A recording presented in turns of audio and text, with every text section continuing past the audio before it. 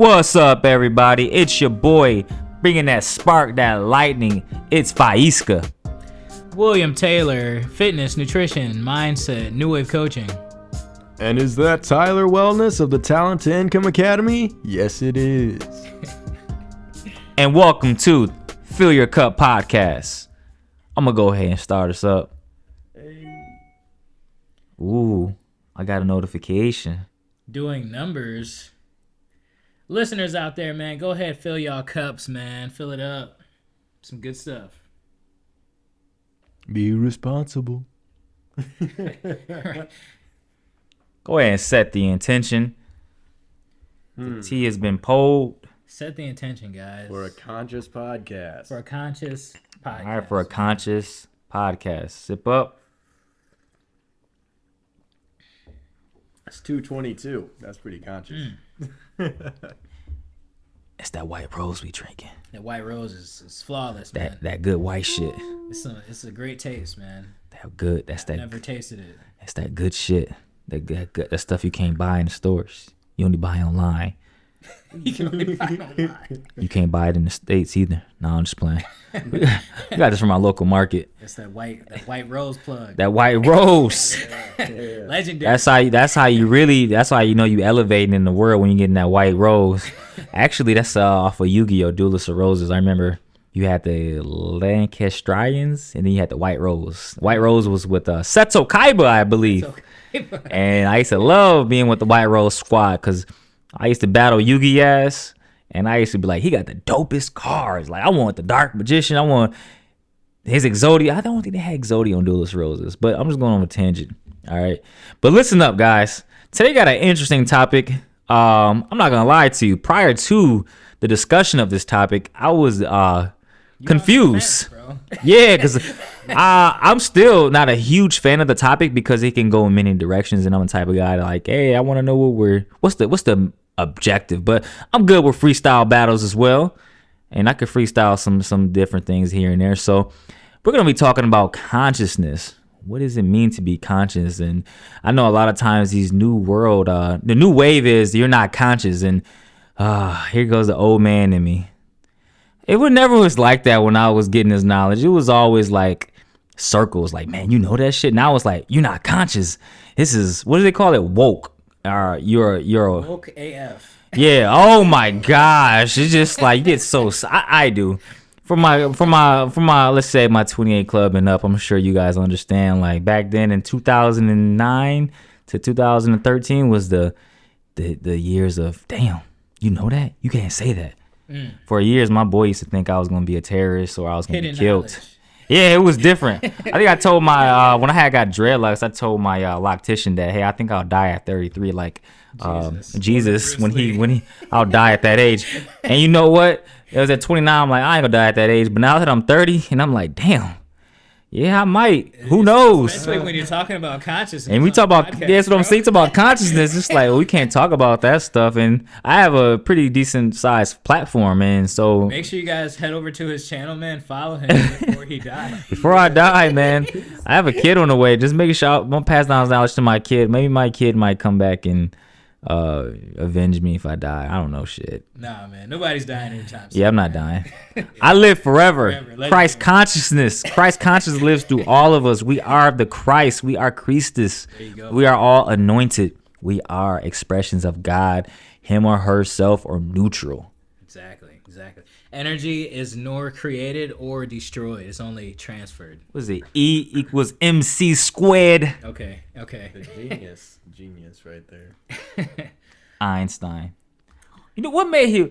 I think we talked about that. What made him a genius? I think what made him a genius is his liberation. He felt liberated, man. He knew all the numbers, but at the same time, he was just himself, and he believed in himself. And I think I read in the book. You guys read that book? We talked about it before. It's called The Seat of the Soul by Gary Kubiak. The Seat of the Soul? Yes. I'm going to take notes. I need that book. It's a good book. And he was talking about these, you got 5 sensory beings, you got the multi-dimensional beings. And we are multi-dimensional beings here on this 5 sensory plane, or this 3D plane. And he was talking about how Einstein was more than just a scientist and a physicist and all that stuff. This guy was He was very spiritual. He was what I call I forgot the word, but he was just deeper than math and numbers, you know. But yeah, we're gonna be talking about consciousness, and this stool is uncomfortable as hell. So I'm gonna sit in the Caesar position, and I learned that over this past week in Japan. The samurais used to sit in a position on their knees, and it's called the Caesar position. That's before they kill themselves. Oh, you talking about that? No, they sat there too. Did they? They would do what is it called? Seppuku? Something like that. No, it wasn't seppuku. It's I know it's Japanese ritualistic suicide. They used to stab themselves and cut their like their guts out. Yeah. If it didn't work, cut their neck. Yeah, and they would have their retainers chop their heads just in case, you know, that way they don't have to have a painful death. So I don't get it. Like I'd rather go out fighting, bro, and just be like, fuck it, let them kill me. I'll kill you, a couple guys. But that was the thing though. They'll kill me. I'd rather they didn't want to die by. That would suck though. To kill yourself? That would hurt. And you would think it would, yeah. Kill me, like, hey, like. But then it's still gonna hurt. Well, I mean, but better. It's gonna be like, gosh. At least I killed one guy. At least you killed one. And then I use a prime example. When Oda Nobunaga was surrounded by Mitsuhide Akechi Mitsuhide, he committed seppuku, and basically he knew he couldn't win. So he said, well, you won't get the luxury of taking my head. I guess I get it. But. So yeah, I guess because I read there's a guy like, damn, we can't kill him. Yeah, you know, and then you know I was reading that the retainers, you got like it's like a bounty thing. You get all of this. You get of course your funds, but then you get the opportunity to possibly move up within the military or become a what do you call them?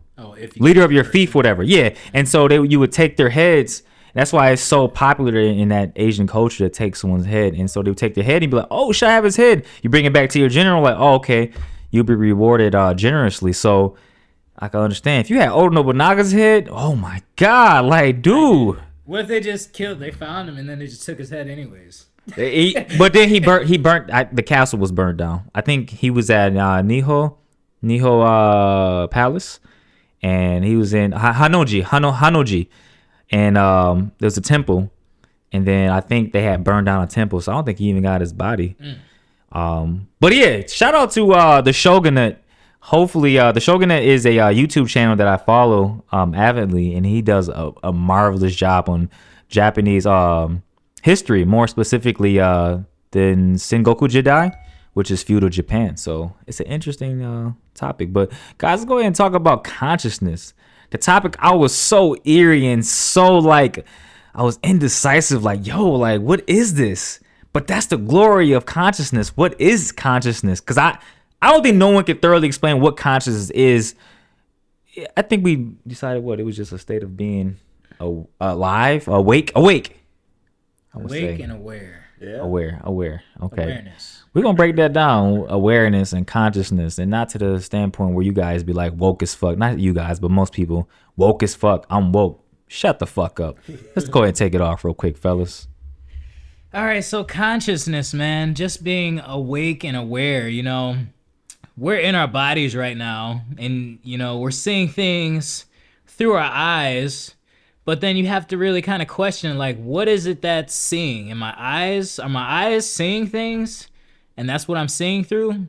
And then you kind of dive into the science a little bit, and you kind of realize, like, the eyes are actually like a filter. You know, your eyes are working for you, but that's being filtered through, and then it's going into your brain, and then in your brain is like where you're seeing the image, you know. And that's just kind of interesting. I think a lot of people don't really realize that, you know. So yeah, that's kind of just something like consciousness. Like, it's like, is it what you're seeing right now? Is it actually what's going on? Or is it just kind of like a projection or something, you know? And just being aware of what's truly going on.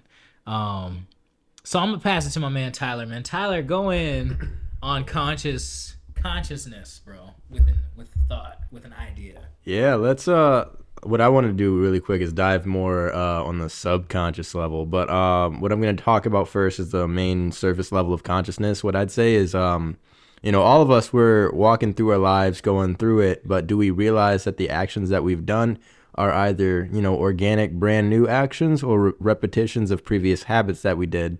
And as I started to read more books about what habits are, they're essentially just, decisions that at one point we consciously made.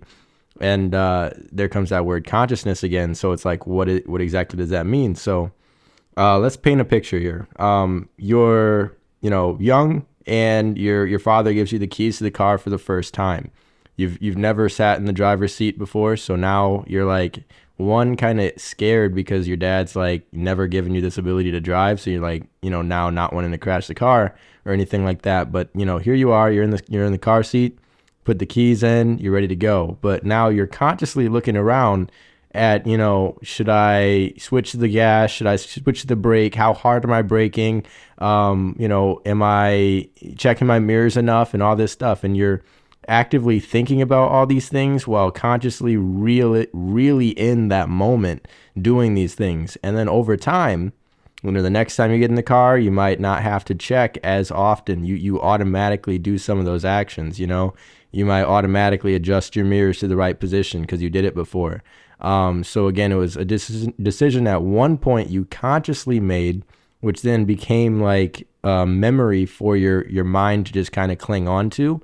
And then it became almost habitual. And over time, you're going to repeat those same patterns that you consciously created one time, creating a subconscious, unconscious habit that you repeat, right?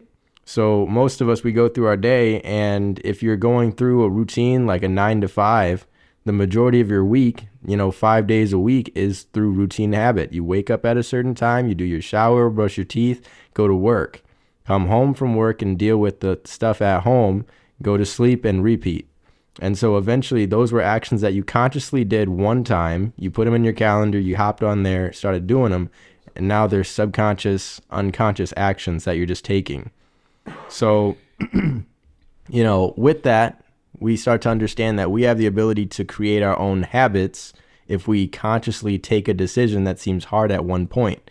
You might be at a bar and your current habit is to kind of not go up and talk to anyone new.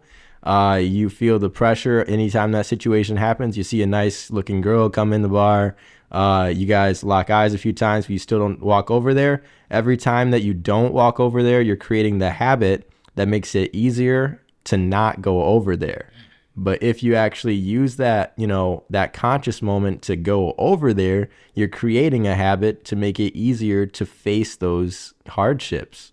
So that's kind of like the crazy thing about being conscious and unconscious is the moment you bring conscious awareness to the unconscious actions that you already are doing, your normal habit loops, you can then consciously create new actions.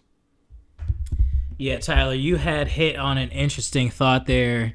I remember I was working like 2 jobs, bro, 2 full-time jobs, really grinding it out, really trying to get this money. And it was like summertime.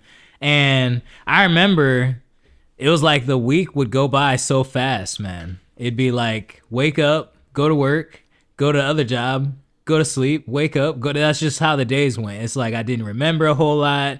And it was just like, man, the time's really going by,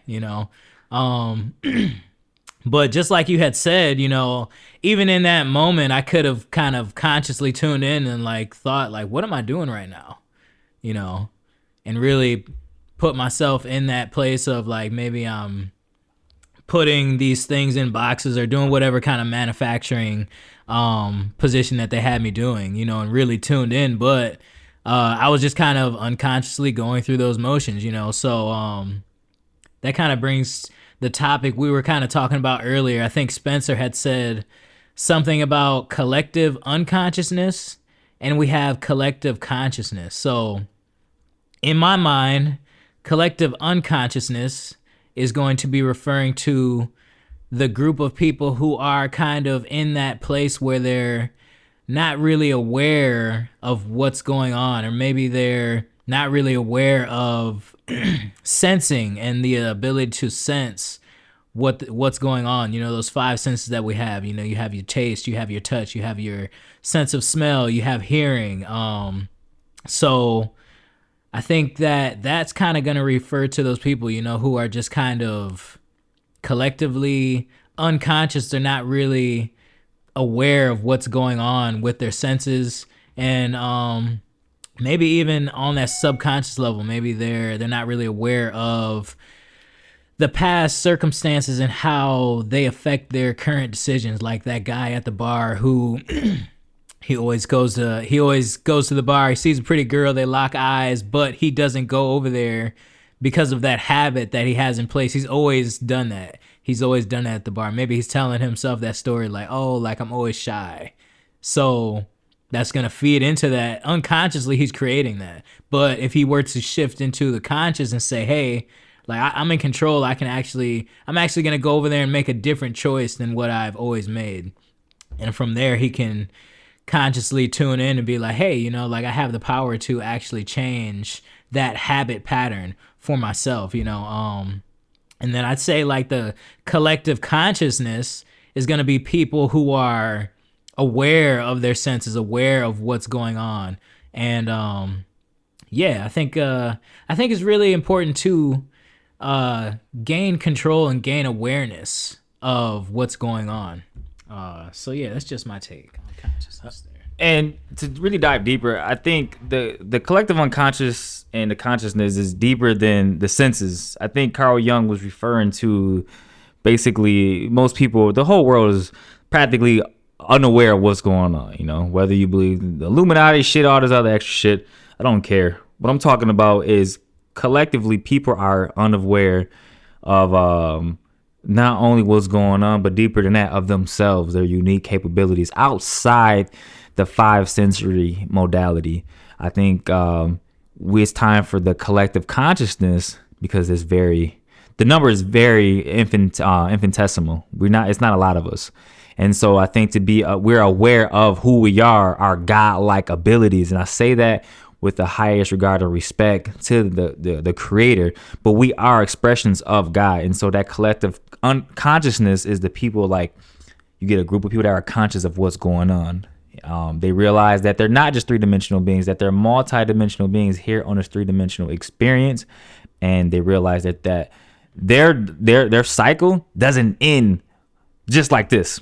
It's never ending. I think the deepest thing, because I'm going to branch off a little bit, the deepest thing that I thought about when I was in the movie theater watching Prometheus years ago was the fact that I will never, ever know what it's like to be conscious in a state of unconsciousness.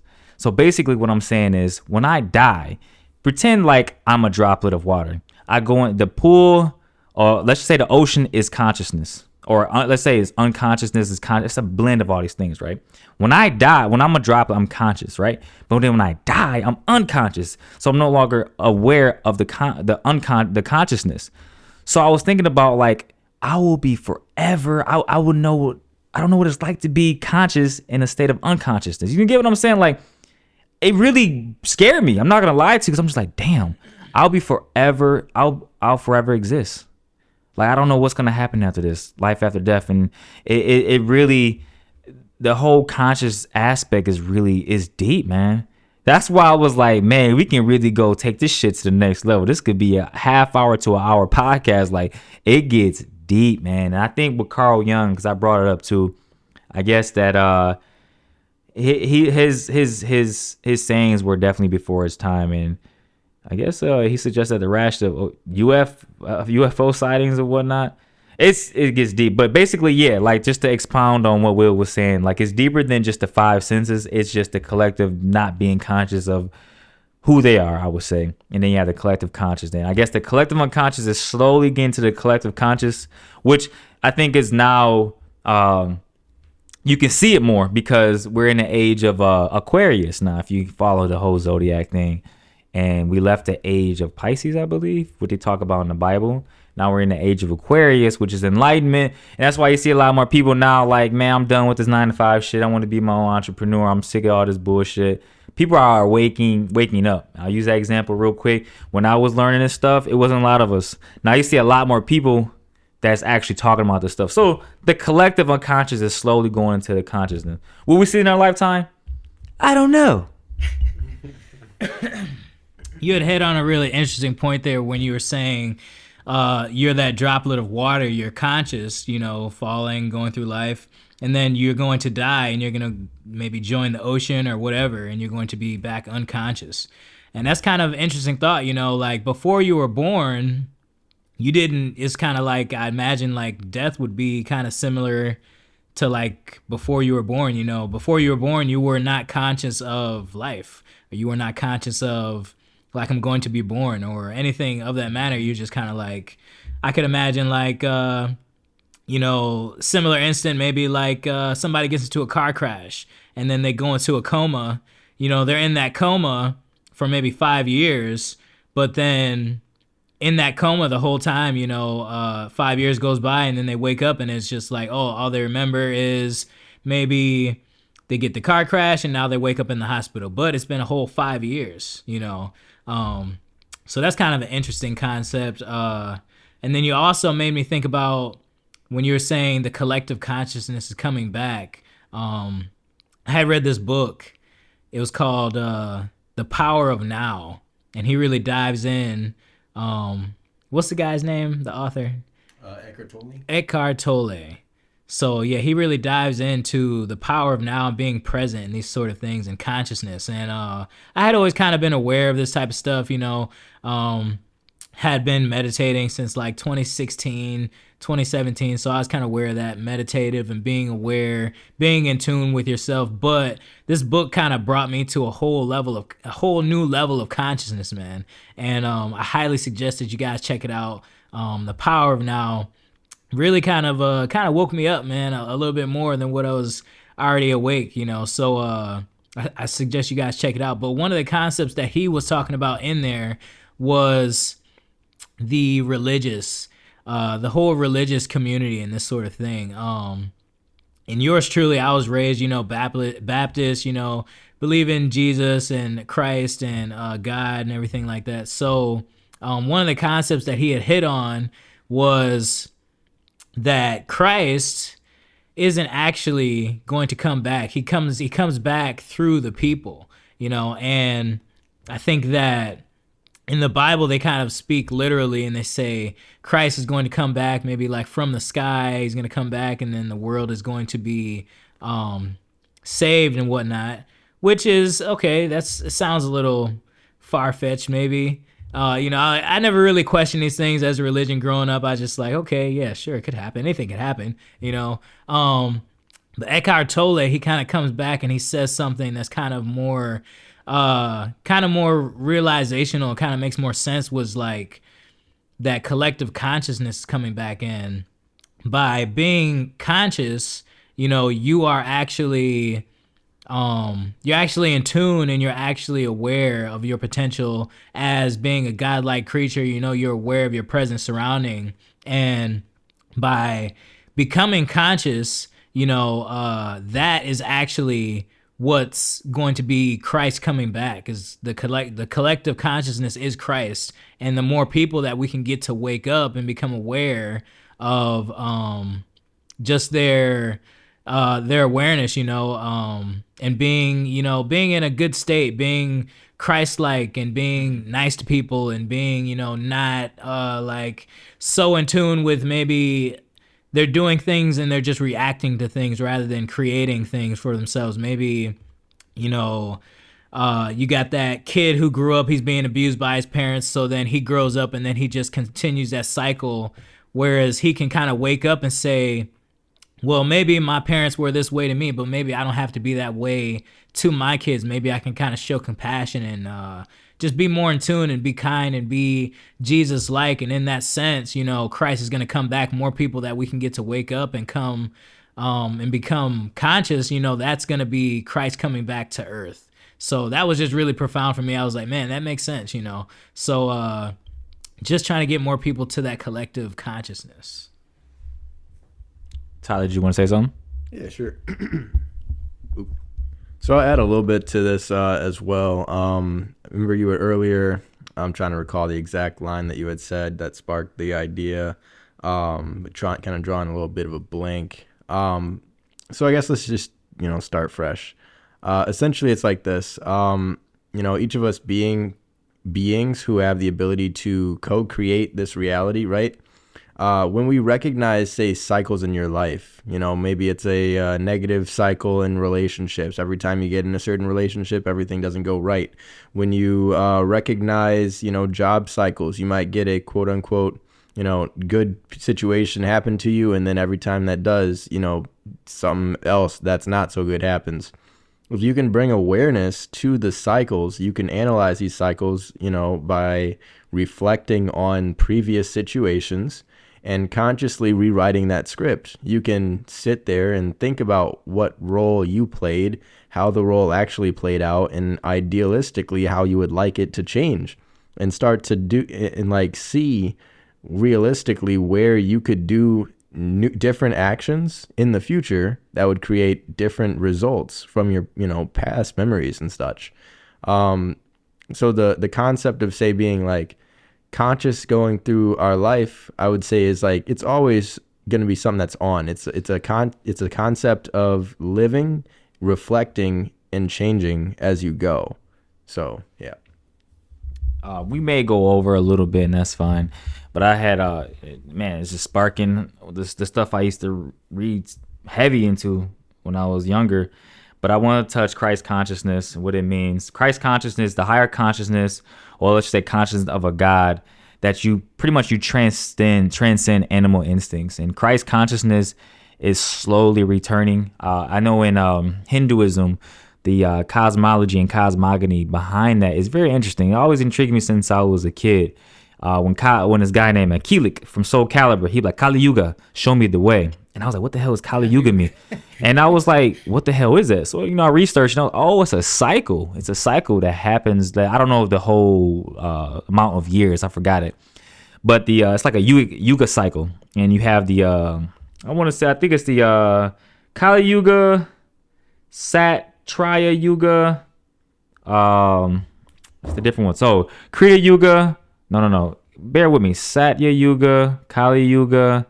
There's two other ones that I can't really recall at this moment, but I used to read heavy into it. So basically, we're in the Kali Yuga, and I think we're getting out of that Kali Yuga cycle, and we're going to a higher consciousness or a higher not appearances, but vibrations of ourselves. And so this whole consciousness, Christ consciousness, is slowly returning, as I would say. And I came across another concept I used to research when I was younger, was the RAS, which is the reticular activating system, which is a bundle of nerves that's situated within your brain. You don't get into the whole parts of the brain, but this is just stuff that was fascinating me. So basically, the RAS, what it does is, if you're in a crowd of people, right, and someone calls out your name, you were just aware of all of the noises that the crowd makes, but then someone calls your name, you filter in on that sound. You're like, oh, this person just called my name. So it filters out all unnecessary BS, and it has you to focus on one thing. So they say if you harness the power of your RAS down to a T, you could filter out all opportunities, the people around you, all of that stuff. But it takes a great degree of focus. And so it basically, the way the system is here is it occupies that RAS. It occupies you with distractions, so you can't really filter out. And I won't say you can't. It tries to let's say, obstruct you from really realizing your true abilities. And so RAS is linked to consciousness. It is subconsciousness. So that's what I thought about when we were talking about this stuff. I'm like, oh shit, the RAS, I remember that. And I remember reading about it in the ancient Kemet and how they would utilize it and whatnot. And so consciousness is, like I said, it's an interesting topic, man. And I think I could speak on it from this standpoint, that Christ consciousness is happening. And it's something my father and I used to talk about. Man, I remember him being in my driveway back in 08 or 09, talking about the change in the world and how I thought 2012 was coming. Then I was like, oh shit, the calendar differences are different. So in Ethiopia, they have the, I forgot the name of the calendar, but basically 2020 is 2012 over there. And I remember asking my boy, he's Eritrean, and he was like, well, I don't like their calendar because I think it's off. But I was like, man, it's got to be interesting, the fact that they're using a calendar that's different than ours. So then 2020 of let's say the calendar we're using now, what's the name of the calendar? Gregorian calendar we're using is 2020 is really 2012. And so when they say the Mayans said the world was ending, the world wasn't going to end. That was fear. The world was ending as we know it. And we see this shit. Consciousness is shifting. Like, you see this. Even talking to my little brother, man, we just talk about, like, dude, we see this shit happening. It's unfolding. And I'm thinking, like, man, the shit we were discussing those years ago, we see it now. And sometimes it brings tears of joy to my eyes to see that this shit is happening. But it also makes me angry because the powers that be are still trying to block this from happening. They're still trying to keep us on this plane of thinking. And they know they can't stop it. They're just trying to delay the inevitable. Word. True. So, guys, this is interesting. I try to avoid certain topics like this. I really do, just because it makes me want to go read my information. I remember I have notes piled on top of notes. I actually had a saying. I said, I'm going to get my party on. And my brother used to be like, because I got it from Rakim. And he would be like, something, and you get your party on. And I used to say that because Rakim was a 5%er. Or he is a 5%er. And I use that saying to be like, all right, I'm going to get my notes. After all those years of miseducation, y'all know how that shit goes, man. Man, you just be like, I gotta like all those years of missed education. Yeah, saying a traditional schooling system. Yeah, because you brought up a topic like 52 books a book a week. Because you're so obsessed with information, you want to know so much, and that's how I was, man. I remember reading, like, I forgot how many books I read in a year. And back in 2011, when I got kicked out of Western Michigan, I think it was 2012 when I was reading a lot. It's like, damn, we was just missing out, man, on information, man. So it's just crazy to really. Like, yeah, this is definitely stuff they don't teach you in school. Hell no. The fact that you guys, not say you guys, but a lot of guys are paying for school and you can just Google this shit. Man, dude, that's wrong for what they do to people. Information should be free and widely accessible, and they don't want that shit. They want you to pay. Man, I don't want to get too deep into it. All right, we just sticking to consciousness, guys. Be conscious of. Yeah, be conscious of what they're doing. Just get through the system, get through the matrix as much as you can. If you want to be a business, you don't need that shit. But if you want to be a doctor, a lawyer, and whatever, yeah, just get through the system, man. But don't let the system, don't let it punk you. Don't let it get your ass. All right, so guys, we talked about consciousness, what consciousness is. We could talk about this for a long time. Man. Is there any tips that we can give the listeners as to how to become consciousness, how to become more conscious? What would you guys say? Ready to go, or you? Go ahead, Tyler. Yeah, because I know I can talk. Heck yeah. I love that we all can just hop on this and like go forever. Earlier, Spence mentioned the RAS, the reticular activating system. And so I'm just going to hop on here real quick, give you guys a major tip that you guys can literally reprogram your life by reprogramming what you see. And that is the reticular activating system. You know, when you say, you have a certain car, maybe your car is, let's say, an Infinity, right? So then you go out on the road and you're going to start to see all of these infinities that are exactly like your car. That's the reticular activating system. So you can program your life to be a representation of what you'd actually like to see in it, simply by one suggestion, auto suggestion, saying like, yeah, I, will, or am successful. I am doing this and doing that and whatnot. Or also too, making vision boards, writing your goals down and so on. Because as you are making these things, you're maybe putting a photo of what your dream house looks like. Maybe you drive by that dream neighborhood and et cetera, and you're starting to slowly put that in your mind. So then you're going to see opportunities to get you closer to that situation. Maybe it's like a house listing in the zip code you're looking at. Maybe it's like a great deal in that local area. Other things is maybe you're looking for opportunities to earn more income for yourself. So what you do is you spend time, like we all did, became a scholar of our own thing. We literally would go out here and grind, like Spence did when he was getting started, Will did when he was getting started, I did when I was getting started. Sit here, become obsessed with it. Start studying everything, and you're going to start recognizing keywords that are opportunity for you to hop in and help someone. If you're a personal trainer out there and you hear someone has maybe a family history of weight gain at the age of 22, and you hear that they got a 23rd birthday coming on, that could be a hot word or a keyword for you to be like, hey, I have a program for you. and something like that. Just listening out for these things. So program your RAS and make yourself a priority. Yeah, to answer Will's question about what can you do to be conscious? You said more conscious. Yeah, a tip to become more conscious. Breathe. Focus on your breathing. Mm-hmm. It's as simple as that. I'm not gonna go in detail. Focus on your breathing, and just like in what did Pharrell say in Love Bomb? He said no, it was a Lupe Fiasco when he had this group called Japanese Cartoon, and the song was called Airplanes, but it was HEIR planes. And he was talking about let the sun be your guide. Was it? Yeah. Big God, please be my accomplice. I think it was in that song and in Love Bomb by Nerd.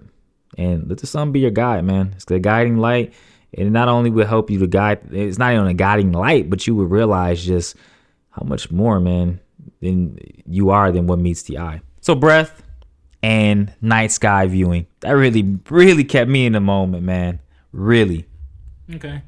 Yeah. You said breathing, man. And even like breathing, I would like to think like meditation. That's my tip is going to be meditation. Really getting in there, getting quiet, really listening to what's going on, like you said, breathing, and just how connected we are to the earth and everything, that we are of the earth, you go outside and you just start breathing and then you listen to the wind go by. It sounds just like your breath. It's really weird, just to see how that whole thing works and how, even outside the air blowing, it sounds like your breath, like the earth is breathing, so meditation, go outside, get somewhere quiet, listen to the earth, to the sounds that's going on, around you. Really tune in, get aware of your own thoughts. What are you thinking? Why are you thinking this? What do you want to think about? And then just to go back to what Tyler said about the RAS system. This is my first time learning about it or hearing about it, so that's real cool. I'm learning on the podcast. But it really made me think to a different quote. And the quote is, when you change what you're looking at, you change what you see. And it didn't really make sense at first. Kind of had to read it a couple times, but it's right. When you change what you change what you look at, you change what you see. So it's just like, for example, if you never think about millionaires and millionaire mansions and all this stuff, and you're just going throughout your day, you won't see that. Maybe you're thinking about the stress at work. So you come home and, there's more stress.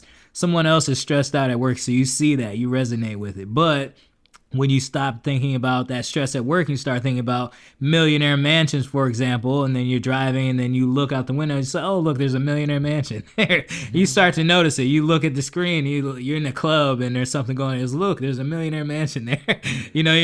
There's other people arguing over there, but you're not looking at that anymore. So you don't see it anymore. You look at what you're looking at now. So that was just kind of interesting. But my tip is just going to be meditation.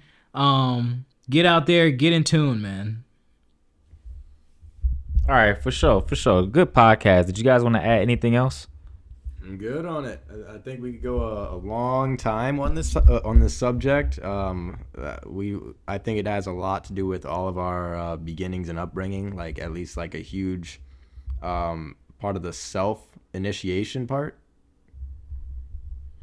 Yeah, no doubt. Like I said, we can't go on and on about this. It could be an hour to 2 hour long podcast. Need to get Joe Rogan on a podcast. I'm sure he has a lot of interesting shit with his psychedelics that he's taking and stuff like that. And that's why I'm not opposed to psychedelics either. I have not taken any, but however, I do think in moderation, I think that's pretty dope. I think one of you guys told me, or was it my girlfriend that told me that a friend takes like once every year. Might have been my other boy that told me once every year. That's like a little ceremonial thing. But that is pretty interesting. With that, guys, I hope you guys enjoyed the podcast. I hope you have a better understanding, not necessarily of what consciousness is, but in a sense of being aware of who you are, most importantly. So breathe and meditate and activate that RAS ASAP. Don't let others activate it for you. It's your boy, Lightning, bringing the thunder. Now I ain't bringing the thunder, I'm bringing the lightning, the spark, Faisca. William Taylor, Professor Ill Will on Instagram. Fitness, nutrition, mindset. And of course, Tyler Wellness here, signing out with the Talent to Income Academy. Ashe.